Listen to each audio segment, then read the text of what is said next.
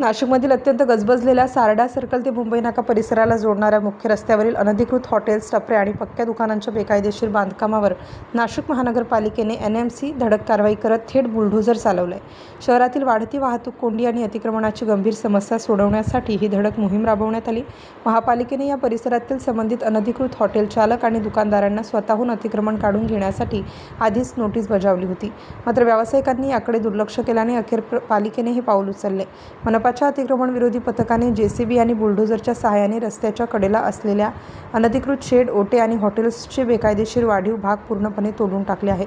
कारवाई दरम्यान घटनास्थळी कोणताही कायदा व सुव्यवस्थेचा प्रश्न किंवा अनुचित प्रकार घडू नये यासाठी मोठा पोलीस बंदोबस्त तैनात करण्यात आला होता.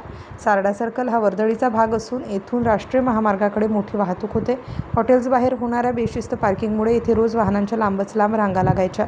या कारवाईमुळे आता वाहतूक कोंडीतून नागरिकांना मोठा दिलासा मिळणार आहे. Star news bureau, Nashik.